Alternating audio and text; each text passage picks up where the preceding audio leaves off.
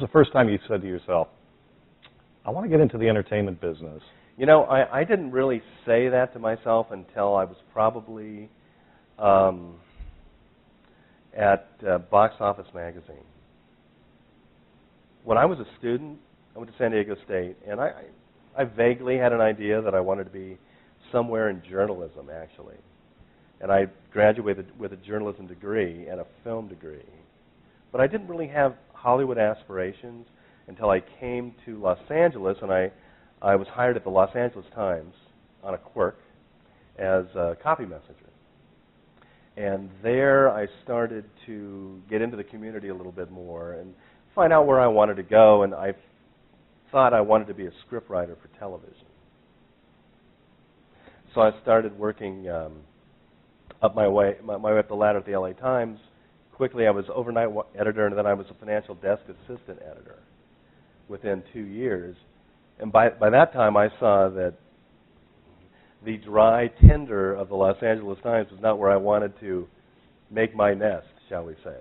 They used to call it the velvet coffin. And why did they call it that? They called it the velvet because nobody ever left. It was cushy, but you were going to die there. But it wasn't where I wanted to go. Hollywood was where I wanted to go, I thought. And the more I saw what was going on in the business, and I had friends, and my brother was in the business by that time, and I thought, well, there must be a place for me. So I was lucky enough to have an editor at the LA Times in the financial area named Alexander Auerbach be hired at Box Office magazine, which is the major trade for exhibition. Motion picture theater owners, all the equipment suppliers, candy, popcorn, whatever, all the way up to the sprockets, and the owners of the theaters, which was, you know, pretty much supported by the film industry. And take over there with him, he was named the new editor-publisher. And he said, why don't you come with me, I'll make you associate editor. You can review movies, you can write about the film business, and you can meet everybody. And I said, yeah, count me in. And that's where it started. And that was in 1980. So you started as a writer, and you knew you had that innate talent to be a writer, and you wanted to get into journalism initially, and you got a journalism degree, and you found yourself working at the Los Angeles Times, and then take us from there. How did you evolve from being a writer, a journalist, into being a unit publicist? I always could write. It's one of those things that I was lucky enough to be born with the writing gene. And people who write know what I'm talking about because you have it when you're a kid. But I could write, and I wanted to use it, and I thought I enjoyed it. Later on I found out, well, writing for movies was not really where my wheelhouse was. But I could write everything else, you know. But it takes it's a specialty to be a screenwriter. We can talk about that later. As a matter of fact, that's where I wanted to go right now, because it's an evolutionary process. You do have a writing talent, and you did write creatively for television and for the big screen. Right. And you evolved into what you do today. Tell me about how or what went in your mind and in your soul during that evolution. Well, let me let the students in on something. And that is, you never know where your career is going to go. I'm telling you. I know very few people. I call it the fireman analogy. You know, some child who says, I want to be a fireman when they're 3, and they actually become a fireman. That rarely happens, and it really rarely happens in Hollywood. Let me give you the short form of where I came from. Okay, I graduated San Diego State, lucked into the Los Angeles Times job, took that to Box Office. From Box Office, after 3 years, I went to and at Box Office, through writing my film reviews, I met every PR person at every studio. I would be in on the smallest gathering. It would be me and Roger Ebert watching a movie, you know, at Columbia in Studio 12, watching E.T. together. And I'd watch all these films, and they would, and I saw how the publicity machine worked at the studio at that time. And I thought, gee, you know, I'm never going to be a publicist, but it's good to know them. Little did I know. Okay, box office. One day we have a writer come in who's just basically biding his time, kind of a famous guy. Biding his time before another job started for him. That other job was deputy bureau chief at CNN LA. He and I became friends. This turned out to be Robert Weiner, who is known for the HBO special where he's, I can't call the name up, but where he's embedded in Baghdad with a CNN anchor. Michael Keaton starred in it. Oh, I can't remember the name of it. But that's Robert Weiner. Welcome to Baghdad, I think is what it was called. Anyway, it's Robert Weiner, and he says, I'm going to go to CNN. And I think I need a entertainment news producer. Do you want to try out for the job? Well, he did go to CNN. I did try out for the job, and I got it. So within a week, I'm writing in a small magazine. The next week, I'm going live nationally on television. And I became the first executive producer for entertainment news nationally for CNN and hit the ground running on that. Never foresaw that.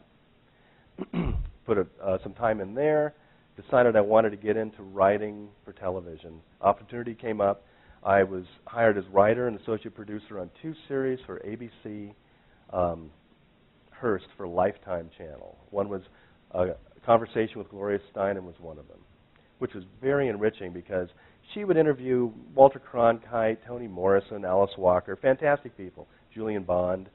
And not only was she a class act to work for, but you met everyone through her. Well, those 2 series, the other series was Cosmopolitan Magazine. Working both sides of that street. Helen Gurley Brown, Gloria Steinem. But those weren't picked up after 13 episodes apiece. Out of work for the first time, which is what students will have to fight a lot in Hollywood. And you have to know where to go. And so I called up a few people I had met through the business. And at that time I thought, what do I really want to do now that I'm out of work? Let's take some time and focus. Don't have to really, I've saved a little money, take a little time here. Where do I want to go? Well, I thought, screenwriting. How do you make a movie? Who knows? Let's go to where they make them. So I luckily got a job at 20th Century Fox Studios as a publicist. I wrote a lot of ad campaigns for them also as a freelancer, and that kind of led into them creating a publicity job for me, actually. And I joined on and became a publicity manager at 20th Century Fox Studios. And I worked on films like Romancing the Stone, that era, mid-'80s. And at the studio level, you learn how to make a film. And then once you get in that arena, you think to yourself, well, now where do I want to go within this? And how do I do it? But a lot of our students don't have aspirations to work at a studio. They have aspirations to produce independently. So how do they learn how to make a film? Independent filmmaking? Well, I think that probably every film student wants to eventually work on a studio film. I'm just going to say that's my opinion. Or else why be in the business? Sure, you can make as many independent films as you want, but you're going to wind up like Henry Jaglom, still making your independent films as the studio passes you by. I think ultimately most people want to join up at some point with a studio movie. But early filmmaking, now it's changing. A lot of people, anybody can put anything on YouTube. Anybody can make a feature with a camera that costs $300. So it's a new world there. I think creatively, the door is wide open to do anything you want now, much more so than when I was young and entering the business. So that's almost a contradiction to say that everybody wants to make a studio film when, in fact, the studios don't make movies anymore. They just finance and distribute them. Well, studios are a different thing now. I mean, studios have changed from what they were initially with a studio system, everybody under contract, everything's done in one shop. And now we're at the point where on the studio level, studio basically now is distribution. Very little studio money goes into their movies.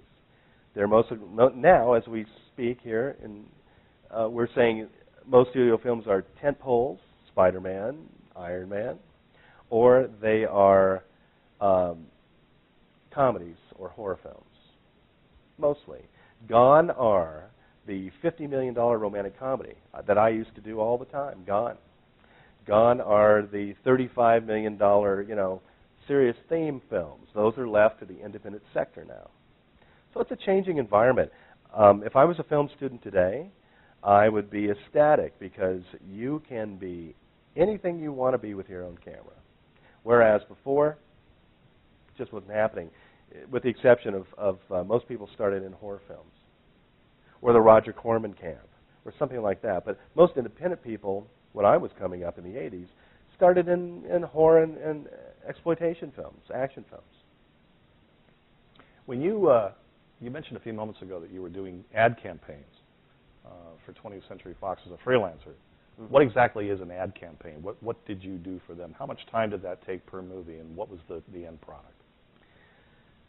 Well, I was an ad writer. I was a creative writer for different print campaigns, basically, early on. I had the opportunity to write some ad copy for a few ads. I think the films were Revenge of the Nerds and The Adventures of Buckaroo Banzai. You may remember that one. Romancing the Stone. That they would put into ads in Rolling Stone or something, to capture the youth market. Give me an example of some copy. Aliens have invaded your world. They can see you, but you can't see them. Your only hope is Buckaroo Banzai. I wrote that.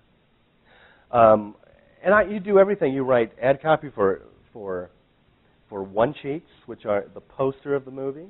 That pays very well. I used to name movies. I named Predator. Big deal. But they paid me for it. I named some other films. Those are called title searches. So you come up with a single line like that ends up on a one-sheet, and you can make a living doing this. A lot of people do that. Wow. They either freelance or they work for a company. A lot of companies that support the marketing area of a studio or any filmmaking entity.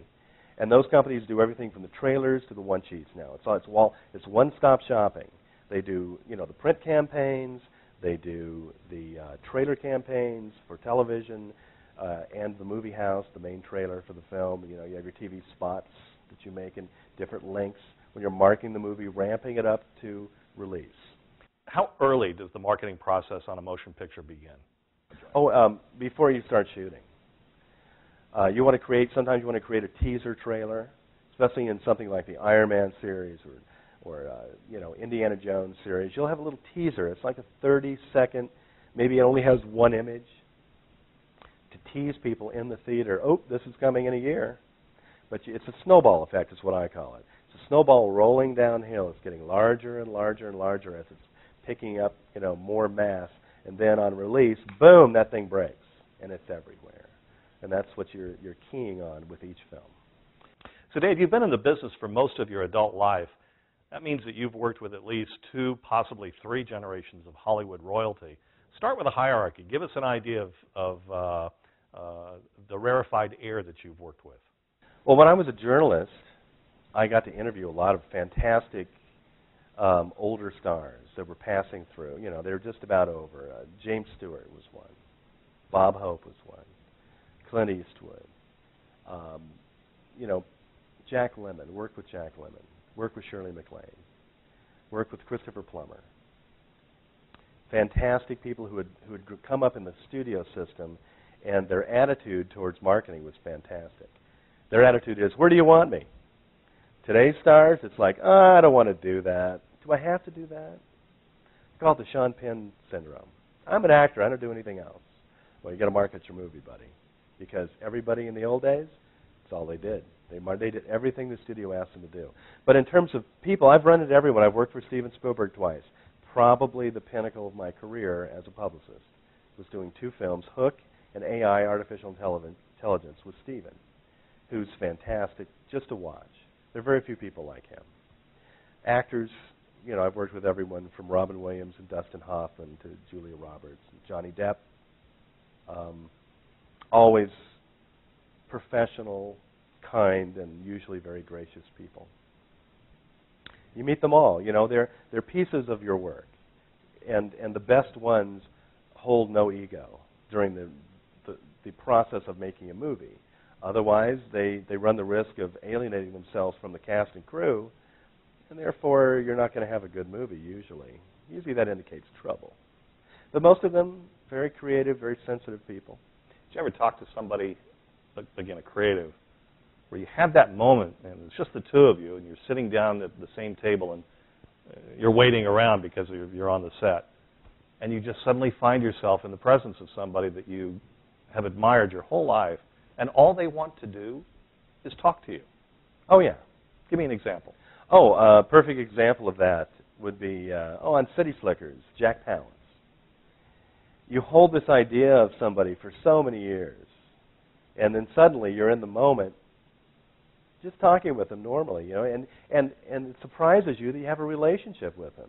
And by the time the movie's over, you're a backslapping buddy, and it freaks you out. You're never going to be their pal, but you're their pal for that time. But you have this inner dialogue saying, "Oh, I'm talking to Jack Palance right now. I hope I'm not an idiot." Don't say that. Don't say that to Jack Palance. You know what I mean? It's an odd thing because it doesn't happen in any other business, really. But there you are with your icons, and I have to work with them.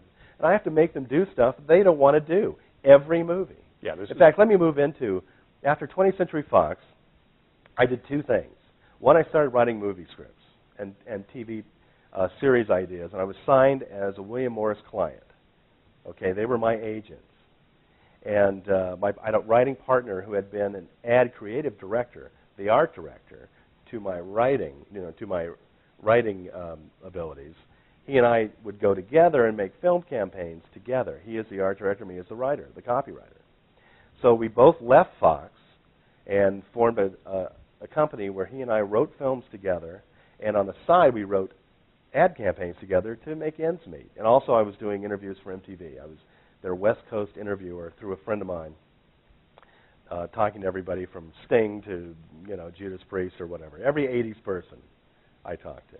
And that was so much fun. But I made money that way. I said, hey, I can make money as a freelancer now. It's the first time I had realized that you can make as much or more money as a freelancing person once you have your connections in line. So I said, so much for the studio. All those headaches of selling Porky's 3, it's over. Now I'm a freelancer. And now I can write my own stuff. So I wasn't fortunate enough with that first partner to get a green light, but we sold a couple things. And you learned how to write. I wrote several features, and you tend to write what you know, and you tend to write what's hot also, a version of what's hot. And once a screenwriter can get away from that and actually write something original, then they're a screenwriter. I found through the process that I really wasn't that good at dialogue. Tough to do. That's why screenwriters make a lot of money for a reason. They can write dialogue, and they can make it believable, and they can move that story on. It's quite a specialty. I found out that I wasn't cut out for it. I was a better producer and a better editor of other people's writing. Anyway, long story short, when I was in the studio, I saw this job called Unit Publicity. The film unit is the group making the film on location, whether that be in Hollywood in a studio or in Shreveport, Louisiana in the middle of nowhere. That's a film unit.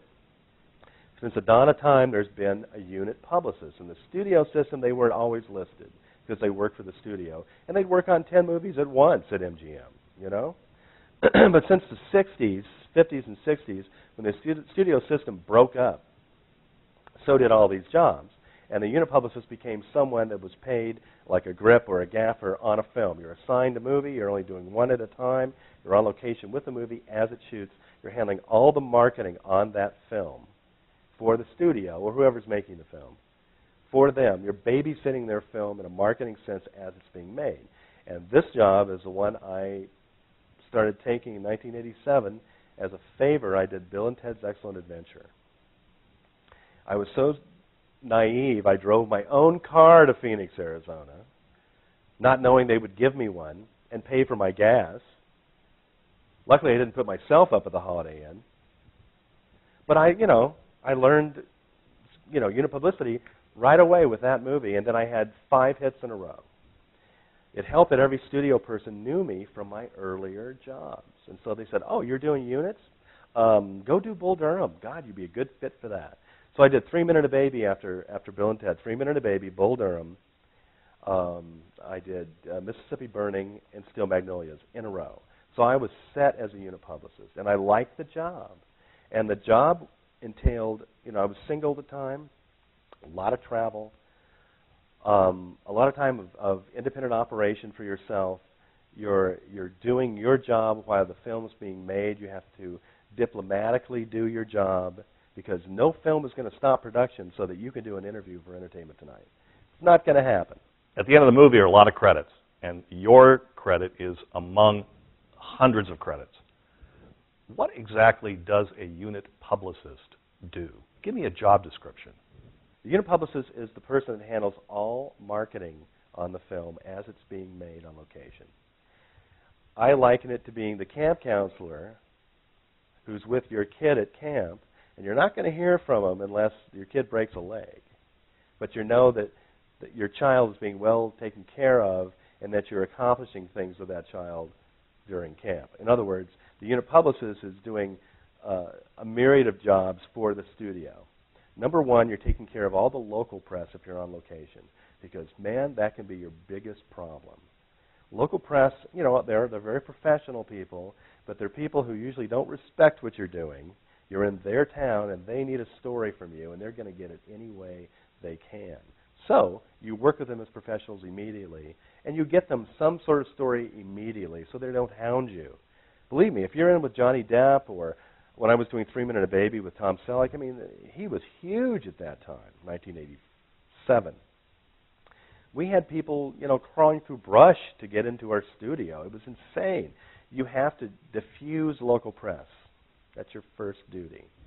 Get them a picture, get them a little story, whatever, to get them off your back for the rest of the movie. Number two, you're handling all the interviews from Entertainment Tonight, Access Hollywood, magazines, newspapers, foreign press, whoever wants to come to your set, you are the guy that sets up those interviews. You have to arrange the time. You have to arrange those people's travel to come in to see you.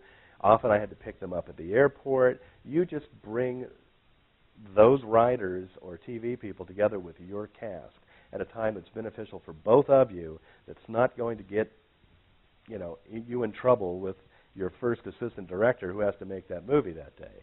You have to find spots in the day to do your interviewing. You basically pull an actor off set, sit him in a chair, and away you go. Also, you want to do what's called the EPK, or behind-the-scenes video. You have a crew come in probably many times, 3 to 10 times or more.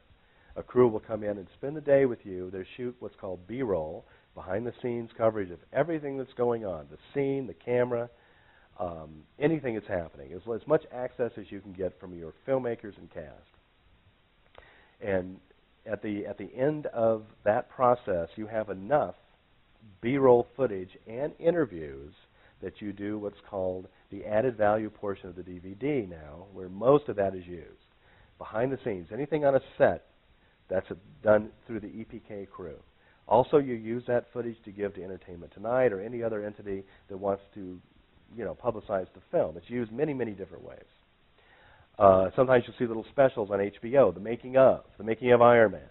Well, that's all done by the EPK crew, which I have to oversee. I'm not directing them. I'm directing their director. Also, I write a certain amount on each film, and this is where the writing comes in. I write all the press releases for the film as it's being shot. I do, on some films, preliminary press information, which is sort of a baby version of the production notes I'll write at the end of the movie. It's kind of a who, what, where, when, why of the movie. What is the movie about? Short synopsis, who's in it, who's making it, and short bios of each person, where you're shooting it also. Just so the press has an idea, anybody who's going to visit you has an idea of what that movie is all about at a glance. At the end of the movie, I'll do what I call a senior thesis on the movie. I'll write about 40 to 70 pages of original writing, which is an expanded version of those early notes, and we call those production notes. You're setting up in the first 2 or 3 pages how the studio wants the movie to be sold. You know, what is this about? What's the hook of the movie as the studio sees it? And then who's in the movie? How? And then anecdotal writing about the making of the movie, all the way through. If you have a big stunt movie, you're writing about the stunts. Special effects, writing about special effects, whatever. Whatever's interesting to someone who's going to be writing about the movie later. And then you do lengthy biographies of all pertinent cast and crew. Now, for the crew, you're doing directors, writers, producers, and then you're doing key crew biographies of director of photography, the editor, production designer, costume designer, composer, and then sometimes effects people or stunt people. Whoever's put it to the movie. So you have that amount of writing to do. Also, you're overseeing a still photographer 24/7 on a movie. You have a still photographer right there next to the camera every day on a film. Every day. The still photographer is taking, like I say, thousands of images. And just like it is, today in the digital world, we used to shoot all of those images on transparencies, slides, and roll film. Well, that's not happening now. They're going digital. So now it's a different world. My captioning, I used to use, contact sheets. And the contact sheets would come in, black and white and color, and I would use those as my reference for writing captions or identifying everybody in the photos so that the studio knows, what's the scene, who's in it. That's all they want to know. They're not on set. They don't know who that actor is today, that one-day player. It's your job to ID that person. So I use these contact sheets, and I still do. There's still enough being shot now that I can still use contact sheets, but most of my contacts are online now. And so I'm IDing online, which I enjoy. Also, another part of what you do is helping the cast with their relations to local fans, other fans.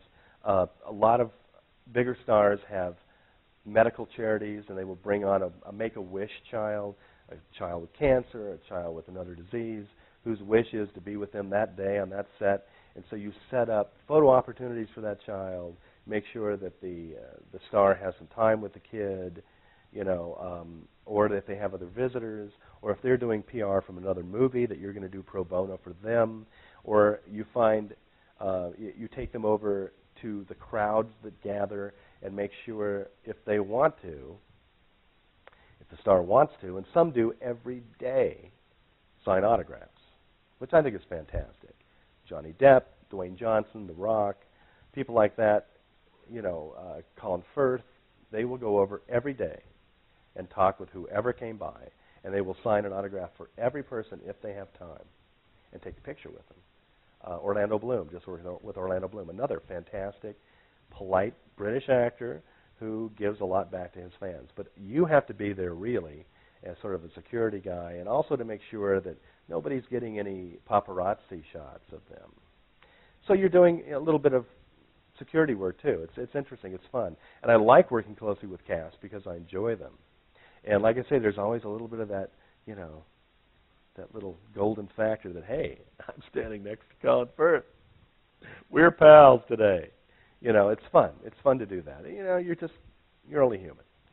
You were talking a few moments ago about how working in a particular town on multiple motion pictures over time, you formed all of these relationships that might be able to help you make things go smoother. Does that include setting up perks for the actors and the crew outside for recreational purposes? Sometimes, if they'll ask and they're nice. When I did a film, The Women, with Annette Bening, Meg Ryan, became very friendly with them. It was a very open set, a lot of fun. And, I got tickets for Annette Bening to go to the Red Sox game with her children. And because of the connection I have at the Red Sox, she was able to walk those kids right on the field. And it blew her mind that you can intercede for them where maybe their people can't, because you have that relationship built up already with the press in that city. And you just use that to help these people get theater tickets, not always gratis, not always free, but the celebrities expect a little bit of red carpet for them, a little bit extra care. Some do. So I will go out of my way to on location, find some recreation for those who would like to do special things. Talk about leverage a little bit. Well, you only have leverage if you've proven yourself to be someone who other people can trust. It's all about that. Being professional, which is a dying art, unfortunately, these days, means being polite, means being giving, and it means being consistent in your relationships with people. In other words, you just don't hit somebody up for something and that's your relationship. You're there for them, whatever they want as well. It's a give and take, and they have to be able to trust you. Trust is a huge issue in my business. Huge. If a cast and crew don't trust me, or they don't see me as a part of the crew because I haven't been coming to the set enough or whatever, they're not going to be there for me when I need them. And the same with local press, and the same with international and national press. It's a climate of trust, and that's what professionalism is. And you don't BS anybody. You be as straight as you can in every relationship, and then things then flow smoothly. You can fool some of the people some of the time. You know what I mean? Mm. But if your relationships are built on blowing smoke, you're not going to have very many deep or lasting relationships with anybody. You said a few moments ago that professionalism is a dying art. Can you be more specific on that? Professionalism, as I've come to know it, has been compromised, I think, by accessibility of the younger filmmakers who have an expectation of instantaneous success without backing that up with work, without putting the time in to understand what it really takes to be a successful filmmaker. I think younger people, because of YouTube and other internet activities, think, oh, I can just immediately be a star. But it takes a while. You got to pay your dues. And I think maybe that's the biggest difference I'm finding now with the younger people I'm working with. I mean, I was young just 5 minutes ago, and that's how long it takes. But I put it probably 10 to 15 years in before I knew what the heck I was doing. And I find there's a hubris in that area that I never saw before. But probably the professionals when I entered the business thought the same thing about me. I think a lot of it is that you have changing technology, and then with the changing technology, you have a change in mores. You have crews coming in. You have a crew for the EPK. You have a photographer, still photographer. This might lead the students to think that you're actually producing some of the bonus value-add material that's on the DVD. I'm not sure you actually do that. Is that correct? I'm the facilitator. I have done interviews when I had to, and I've produced countless days of EPK coverage because a producer was not sent by the EPK company. But yeah, essentially, I'm the facilitator. I'm making sure they're not going to get in trouble on my set. They're my responsibility, and I have to integrate them into the crew that day. Make sure they don't get in anybody's way or the actor's eye line as they're acting, because actors have different sensitivities. Some of them don't care. You can have 5 cameras on them. But other actors are really thrown off by another camera shooting them acting when they're trying to create for that camera. And your camera's over here shooting them in their vulnerable state. And many of them can't function that way, and we have to pick and choose when we can do a little coverage of them, which I totally understand. Some of them have trouble with the still photographer being there. It's all different sensibilities. But to answer your question about EPK, yeah, I'm the facilitator, not the producer or the director. They're being paid to do that separately. Right. I'm just making sure it happens. So who actually hires the unit publicist, Dave? Who is your boss? Usually I'm working, you're a double agent as a unit publicist. You're ultimately acting for the studio PR vice president. It's basically who you're reporting to, or their director or manager. Whoever is your direct conduit. Usually it's the VP. I'll be first name basis with them during the movie, and a lot of emailing, a lot of phone calls. And these days, ultimately, even though I'm not there yet, I'm probably going to have to be on BlackBerry as well, so they can have me 24/7, which I don't relish. But ultimately, you're doing that. You're also, when I say being a double agent, you also have to make the producers of the movie think that you're on their side, which I am. You ultimately it's like the Stockholm Syndrome. You are working for the studio. They hired you. But the more time you spend with the producers, you're kind of on their end of it. So you play both sides. You get things done for both people. Producers want you to give their version of what's going on, and the studio wants to get all of their agenda taken care of by you. So you have to do both. In the course, we talk about above the line, below the line, the production budget, the distribution budget. It sounds like your salary is coming out of the production budget. Is that true, or are you in the distribution budget? Usually I'm covered in the production budget and augmented sometimes by the studio. However, some studios now have decided it's better for them on any film that they have financing in or distribution of to pay me directly. So they have complete control of my salary. I prefer to be paid by the by the production, because I get my check on location every week. And with the studio, sometimes you have to wait for them to pay you, and it gets complicated. But normally you're paid by the production, and that money, if not wholly paid by the production, if it's, say, my rate is higher than what they want to pay, the studio will kick in the rest of that and give me my rate. Because as I've done about 65 movies now, I'm at the top of the pay scale, and I like to ask for my rate. My rate is not union scale, which is here for beginners. I've earned the right to ask per production for much more money. Now, when I'm asked for, when I'm requested by a movie star or a director or producer, which is now how I get my job. Used to be the studio would just say, hey, you want one of these 3 movies? Which one do you want? Now it's, well, you know, you work a lot with Dwayne Johnson. He's asked for you to do this movie. Are you available? Or this director would like to have you. Or I have to piece together my connections to an upcoming movie, call them up on my own and say, you know, I'm a good candidate for this one. Look at this, this, and this. Work with him, work with her. Did his last movie. What do you think? And the studio will go, oh, sure, okay. We'll ask the producer, and then you're hired. Leverage. Leverage.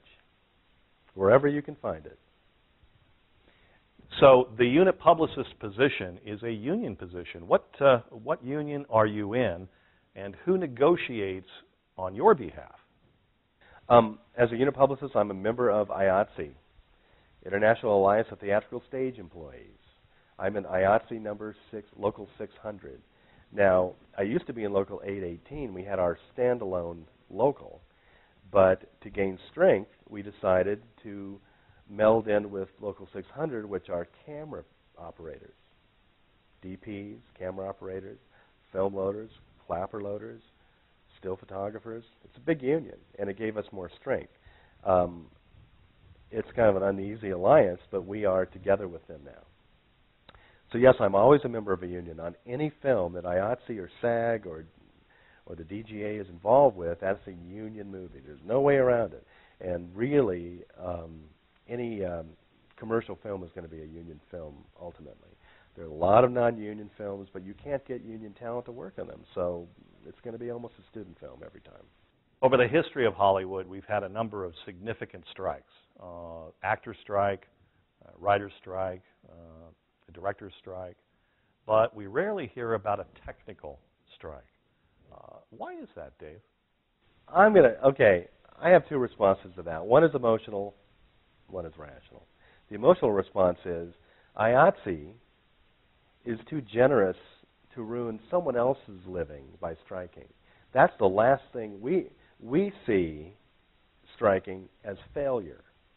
The writers, the directors, the actors, the prima donnas, if you will, do not care about us, but we care about them.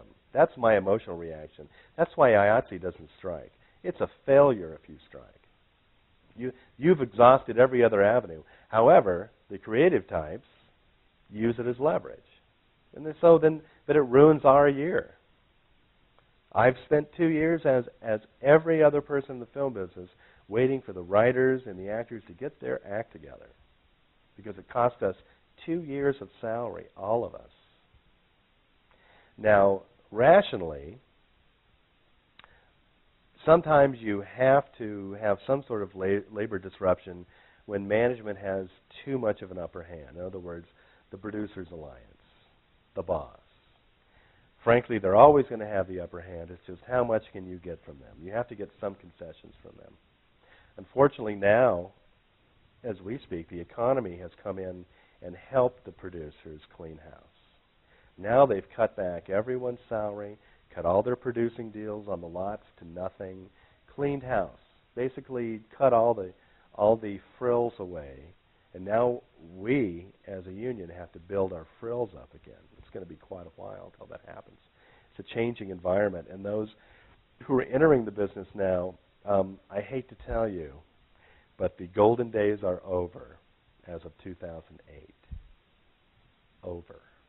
Now it's being cut back to scale wages for the first time in my career and everybody else's career. Actors now are being asked to work for only scale plus 10. Do you know what that is? Scale plus 10 means he's working for a SAG scale, and that 10% pays his agent, and that's all they're paying for a lot of actors. And it's determining in smaller roles who's getting those roles. If an actor won't work for scale plus 10, he's out. Now, the stars, who represent about 1/10% of Screen Actors Guild, can still name their price because on the backs of those names, these large films ride. So they can still name their price. But everybody else, scale plus 10. A lot of people today, young people, millennials,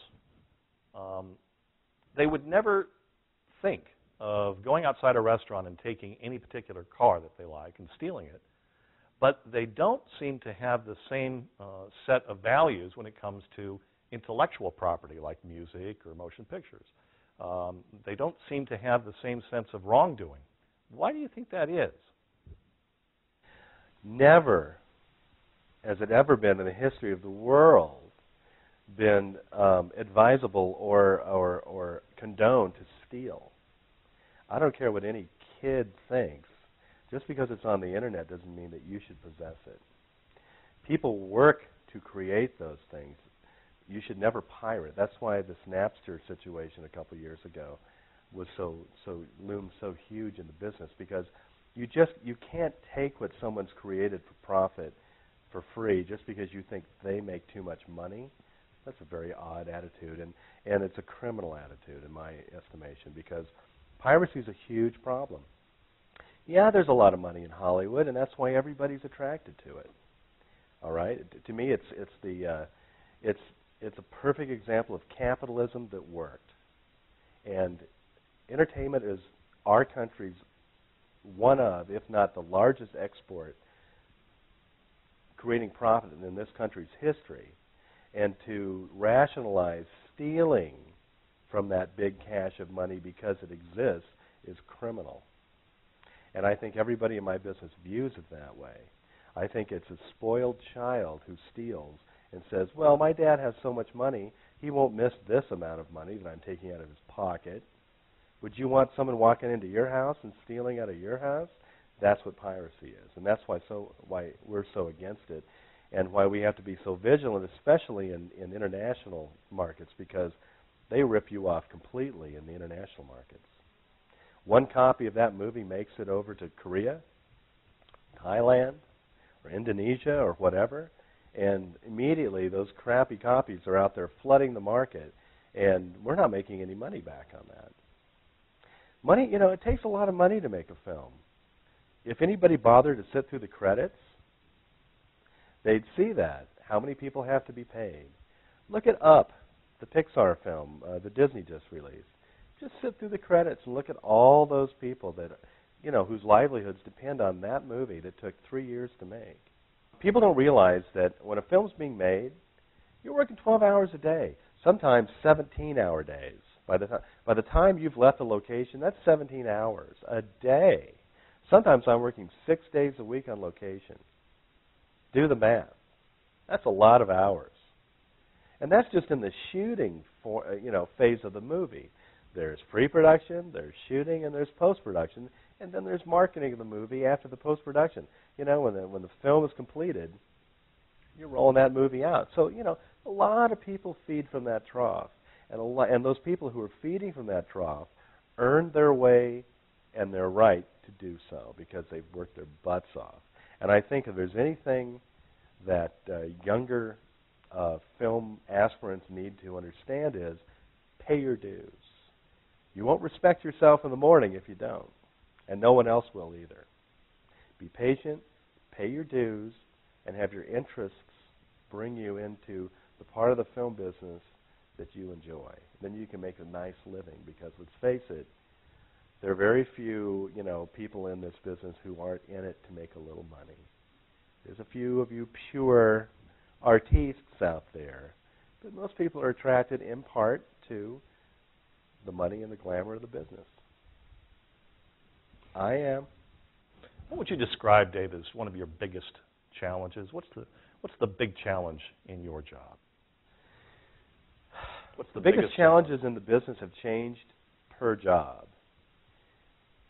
I think the biggest challenge for me, personally, is I want to be as professional as possible in all phases.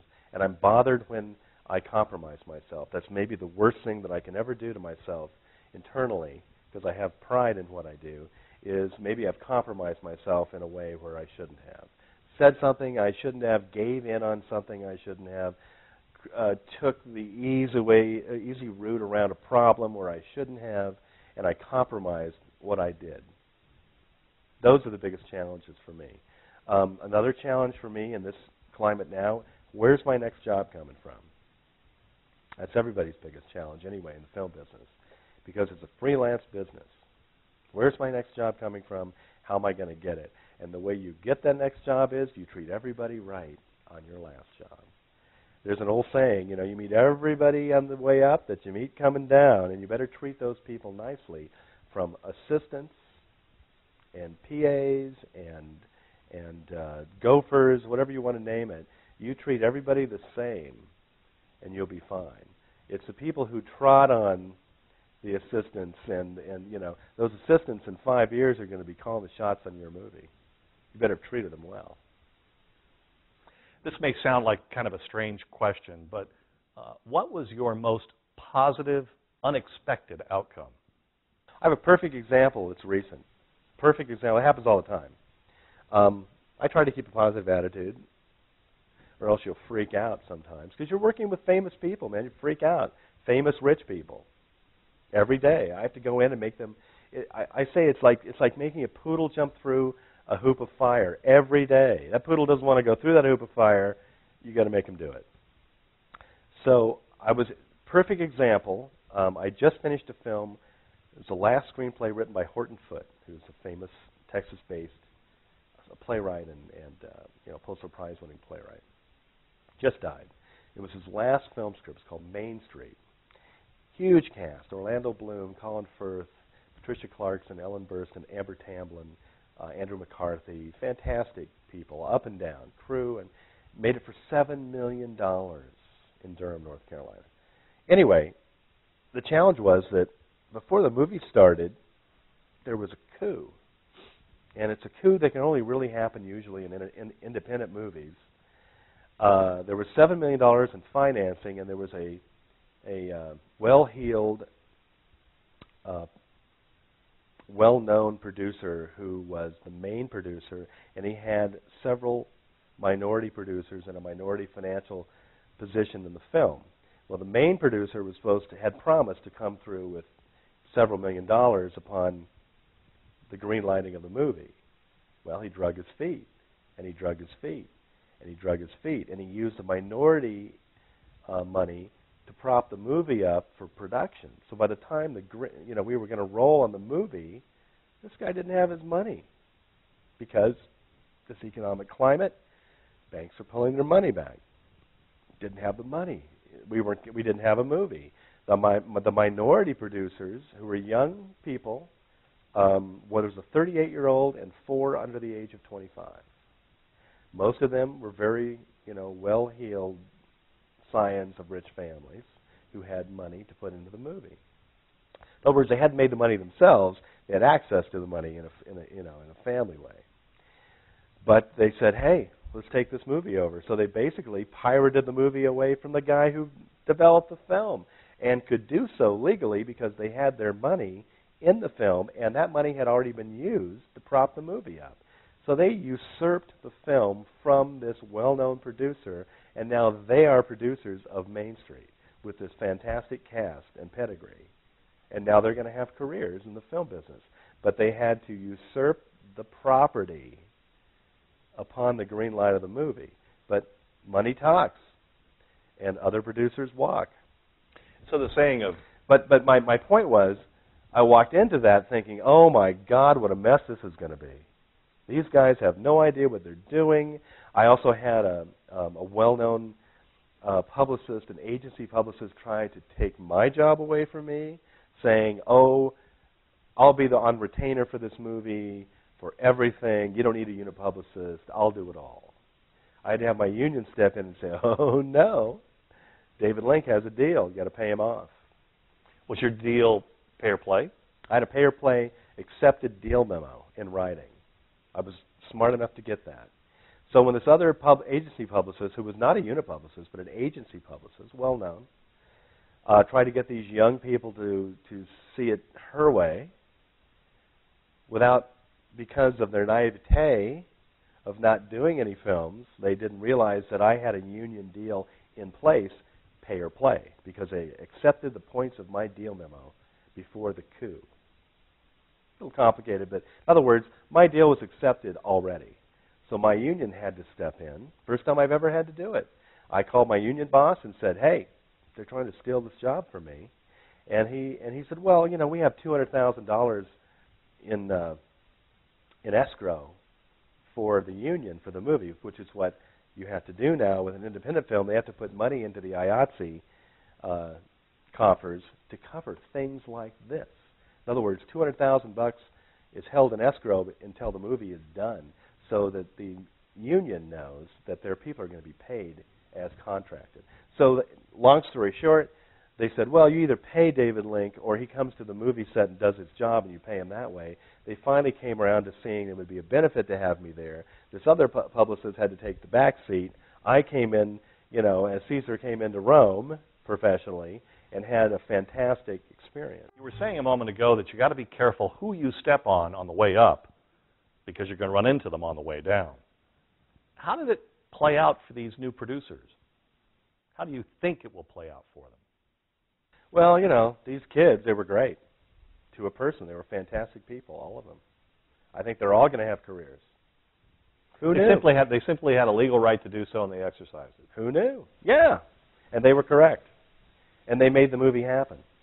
Bravo. And I think each one of them will learn from that experience. And to their credit, they stayed way back in the mix. And that's the way you do it. You seize the opportunity, but you learn from the opportunity. So on their next film, they have seen all these other things happen, and they have, you know, a little cachet now, and they have a track record. They can go to the next film, but they'll also see how to do that film correctly. And experience is born. And that's how you do it. And what about your relationship with the agency publicist?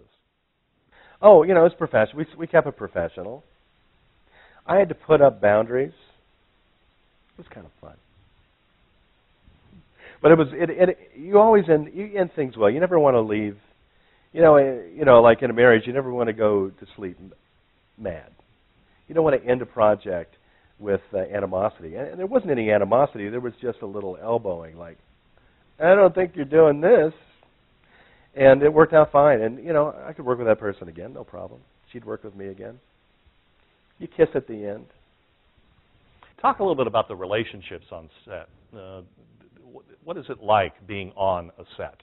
That's a really good question, because that's exactly what it's like. Making a movie, it's exhilarating. Okay, I wouldn't still be doing this after 22 years as a unit publicist if I didn't dig the fact that I'm entrenched with a film unit and having fun and creating something on the spot every day that's going to be in a film that'll be shown for generations. It's exhilarating. It pumps me up. It keeps me young. It keeps me going. And it's really cool to be with a group of people that all your energy every day is pointed towards that camera and the person in front of it. Everybody's doing their job. I liken it to going to war. You have to trust your buddies that they're doing their job and that they have your back and that you have their back. And a lot of camaraderie comes out of that. Now, it's just like in school, you know, some people are going to be your better friends. Some people are going to be you'll be friendly with, but you want to be pleasant with everybody so that when you need them, they're there for you. And conversely, you're there for them when they need you. Having somebody else's back, trust. And also there's that familial aspect on a film. It ebbs and flows depending on the movie. Sometimes crews and cast, you'll party all the time with them away from the set. You know, you'll be in the same hotels. There'll be activities that people will come up with. On Bull Durham, for example, Kevin Costner, Susan Sarandon, Tim Robbins, they always had parties at their houses for us. It was great. We'd go to their house and they'd have a barbecue and we'd all sit around and laugh and watch TV together and we'd play piano and sing together. It was, you know, unusually fantastic location experience.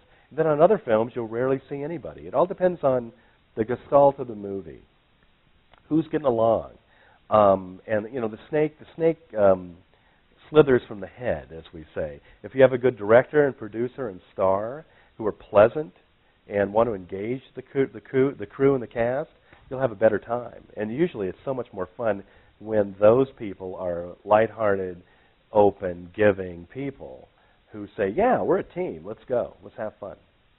So Dave, what was the toughest movie you ever worked on? The toughest film, okay, without naming names, I did a film with a major comedy star who for whatever reasons was in a very dark place. And he made going to work a chore for everybody on that movie just because he had issues with his character. So I had to tiptoe on eggshells around this person who's an 800-pound gorilla. And in a karmic sense, we all got the last laugh because the movie was horrible. And his performance was horribly reviewed. In fact, on Rotten Tomatoes, it's one of the top 10 worst reviewed films ever. So karma takes its due. But that was the hardest thing for me every day to go to work and deal with this because I couldn't get my job done. And I had worked with this person twice before in a very amiable setting. No problem. But because he was where he was in his life and he was where he was with this character, and we had no director or studio to turn him around because they were basically afraid of him, we all suffered. And that's a horrible professional situation, but it happens.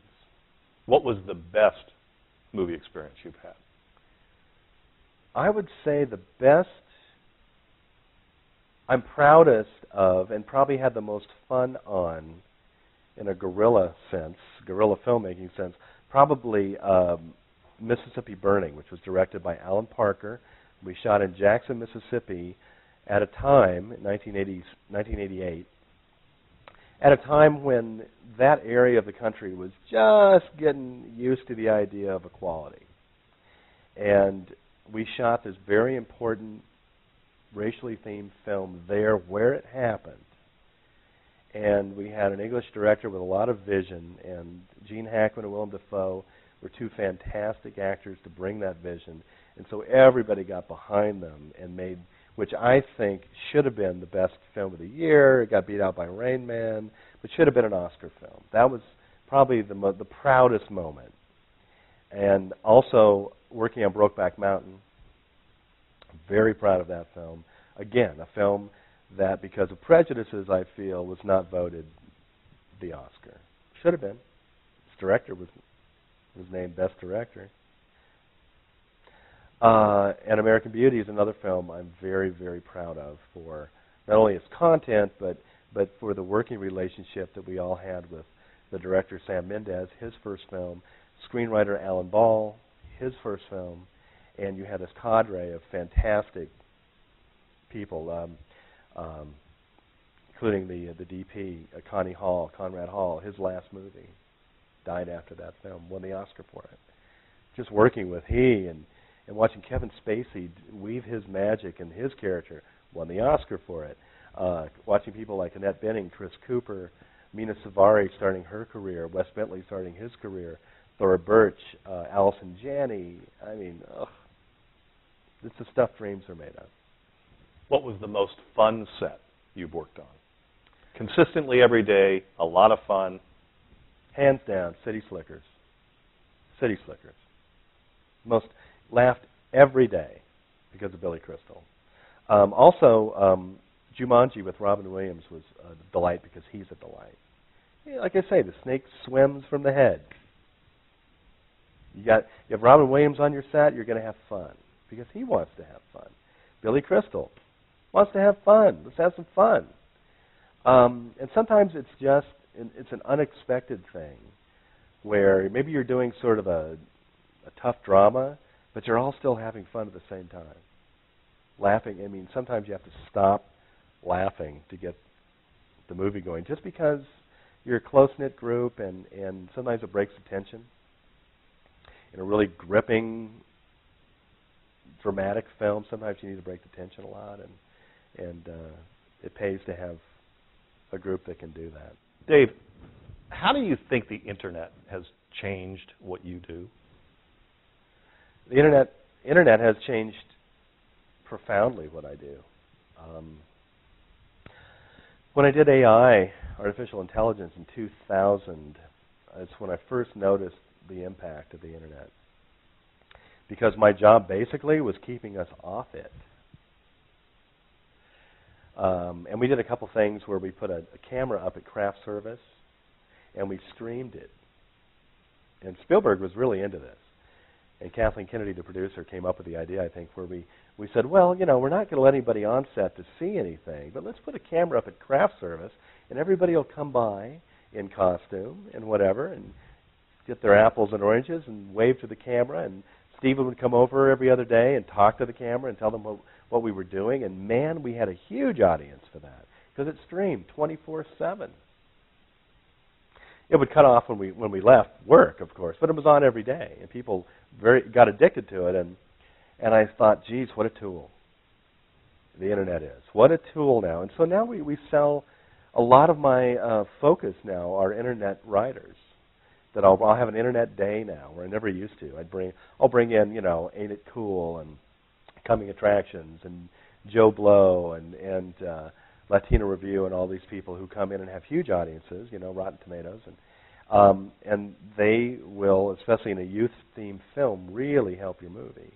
And any fanboy sites that I can get on, you know, anybody. I love them too, and I love working with them because there are people who love films.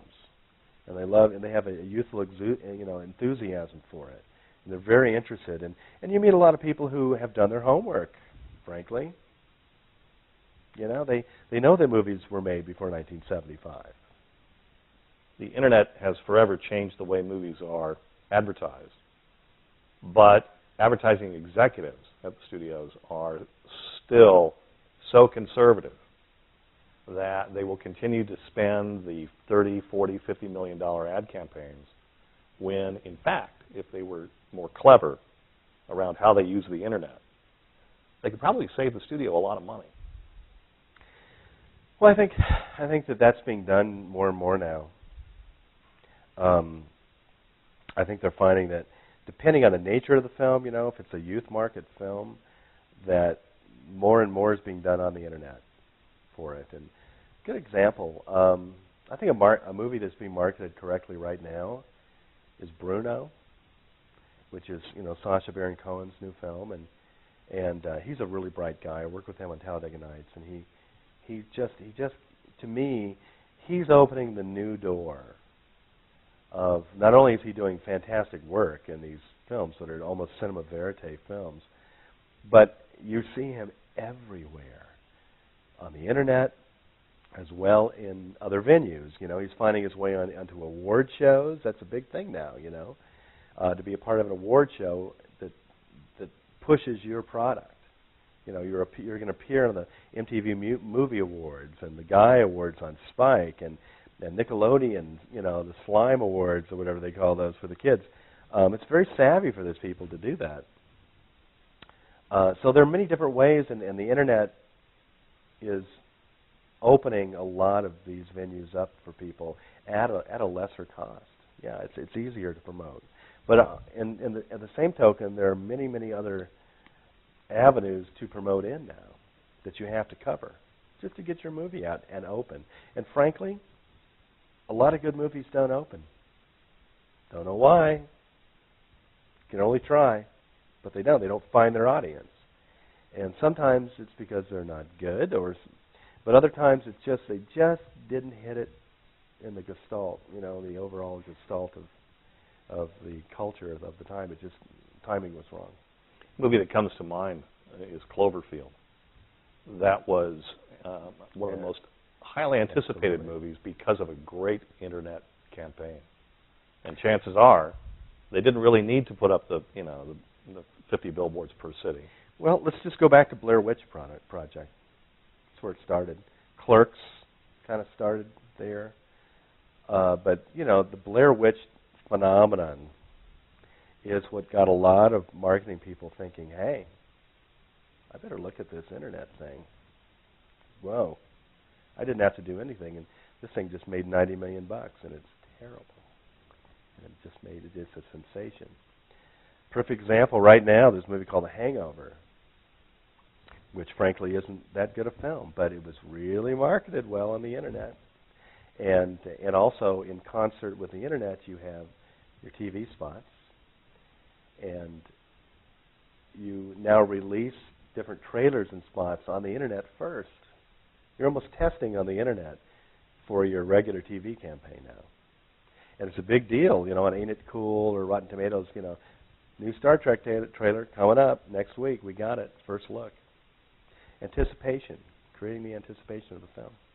Back in the day when you and I were growing up, movies used to have 2, 3, 4 weeks at a theater, and sometimes those movies found their audience in the second or third week. That's not the same today. And it seems to me that audiences are able to weigh in on whether it's a good movie or a bad movie very quickly using mobile devices and the internet. Sure. I think Hollywood's starting to notice that. I mean, there's a little lag time there. I think it has fantastic impact on popular films. It has to. And advertising execs and marketing people struggle to create that positive image of their film online. The very first thing they do is, how is this going to play online? Is this going to be perceived as hip or uncool? And man, that's a tough little line to walk when you're doing, say, the Star Trek movie. You got to walk the line. You have to make everybody happy for that film to make it. The Terminator Salvation film, you got to make everybody happy. I'm frankly surprised that Terminator Salvation didn't do better because I think it's a fantastic movie, really. It's fantastically done.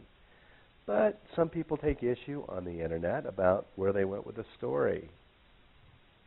Or it's too dark here, or this or that. And that perception starts early, and it starts on the internet now. And people, that's where it's at. There's an old saying that even bad publicity is still good publicity. But that may not be true today, because young people with mobile devices and environments like Twitter and Facebook, they can diss actors and movies very quickly.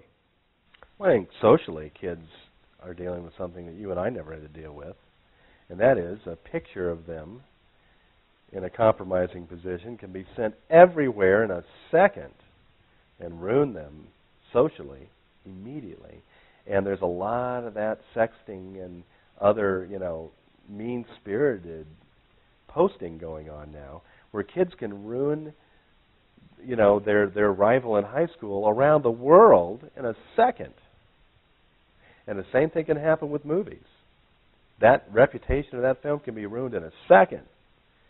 And you have to fight very hard for that never to happen. But, there are some competitive forces in Hollywood who undermine the other person's product on purpose, and they have quite a huge access now to do that through the internet and never get caught. just kind of dissing something or implying that someone's not doing the film correctly, not doing an homage to Star Trek like they should, or this Iron Man's going to be, the wrong casting, or whatever, whatever aspersions they can cast. It's just like, in high school where you're calling somebody a slut. Yeah, that film's a slut. Then you have to fight your way back and prove that it's not. It's not just the film, it's the actors, too. I mean, actors could now say the wrong thing at the wrong moment to the wrong person, let me give a better example of that. You mentioned earlier that we're doing a lot more digitally today, and you're absolutely right. We're capturing more digitally, and we're going to be exhibiting more digitally. And half of your work is digital, whether it's working on a computer or it's digital images that you're capturing. Because we're doing more digital capture on set rather than film, directors have stopped using phrases like cut, print it, and the camera's just running. Right now we have 2 cameras running on you. If we got up and walked around this room, chances are we'd forget to turn them off. The problem with that is it's capturing everything that's going on in between takes. And the problem with that is sometimes it's not pretty. Well, probably referring to the Kristen Bale thing. Yeah, you have to watch it now more because that can leak out. I just did a film that was digital, Walk Hard, the Dewey Cox story was all digitally shot, and you have 20-minute takes, man. You just keep rolling, so they can do a lot of improv. Usually, that stuff's not going to get in any other hands. Just like a film wouldn't be in any other hands. It's very hard for those things to get out. It's still very hard for those. I would say a tirade like Christian Bale probably happens every movie. Maybe not to that extent, but someone's going to have a moment like that in front of others where they're having a conflict, and it's going to be recorded. But it doesn't make it out. Someone had to release that. That's still almost a criminal activity. That was done in a private, cloistered situation. It shouldn't have gotten out, but it did. It shouldn't have happened. I'm not condoning it. But it shouldn't get out. It shouldn't get out. Just like your family conversations shouldn't get out to your neighborhood. But if, your kid plants a microphone there, decides to show it to everybody, it's out. So there's a lot more to think about and a lot more for me to manage as a publicist now, where you really want to keep the clamps down. But I bring press on the set every day, and I have no idea what's going to happen. Just hope nobody acts out, man. Comes down to the human level, really. No matter how much technology, it's still going to wind up on a human level. There's a lot of our students that are not from this country.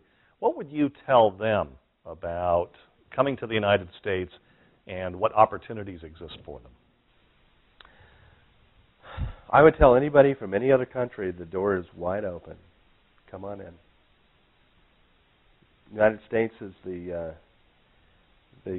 still the center of opportunity for you. Come on in. You have talent? Let's find out.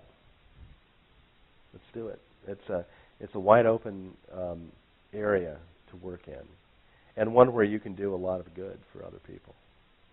And I'm a huge supporter of the arts, and we just finished 8 years of what I consider a repressive regime in the United States, where business was trumped everything else, and the arts suffered, and they're still suffering. And the arts are the human spirit, and you can't crush it forever. And when you have a repression, it gives rise to more art, because it will live and reflect what just happened to it. And I think now, in the next few years, we're going to have the rise of a fantastic artistic expression, and I think people from other countries can take advantage of that. And I think also in this climate of instantaneous, digital work, that their work can now be seen by a wider audience. It doesn't necessarily have to come from Hollywood anymore. As a matter of fact, Dave, in the very first session of our course, we talk about the fact that they don't need to be in Hollywood. They don't necessarily need access to this machine to be successful. What would you say to that? It's getting a little further away from the center of all activity, but Hollywood, you still have to come to Los Angeles if you're serious about filmmaking. You really do. Just like you need to go to New York City if you're a theater person, because that's the epicenter. You do have to come here still, because all the opportunity is here, and all of the people to learn from are here. There's more of them in this area in Los Angeles than you'll find anywhere else. Now, it's spreading out because of tax incentives. More and more films are being shot in Shreveport and Boston and Detroit and New Orleans because of tax incentives. But still, it's still important to come, to learn your craft here. Because it may not be that in 20 years, but it still is important.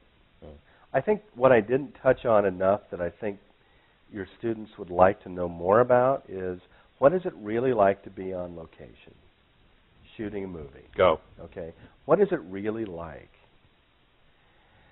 on a human level? And what it is, basically, you're in a town away from your home, in a hotel or an apartment, and you're away from your loved ones, and you're there to do a job, and you have to integrate yourself, you have to adapt yourself to that new environment every 3 or 4 months.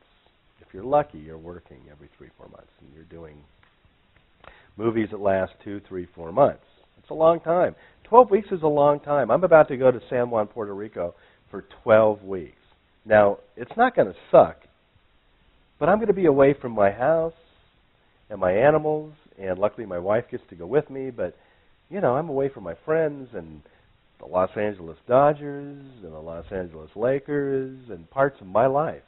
And I have to learn to put those aside. And what it's like, I'm telling you, this is what it's really like. It's a parallel universe. You step into the parallel universe, everybody else you know is going on about their business at home. You've stepped into another dimension, the movie-making dimension, where you're making this little dream happen for 3 months. You're going out to eat, you're going to concerts, you're having fun in another city, but back home, everything's still going on. And you come back in, it's like you were taken by aliens for 3 months. You have to reintegrate yourself every time into your life. And if that lifestyle doesn't appeal to you, then maybe you shouldn't be making films. Maybe another part of the industry is more appealing to you. Financing, editing, post-production. You don't travel for those things. Stay in Hollywood or wherever else.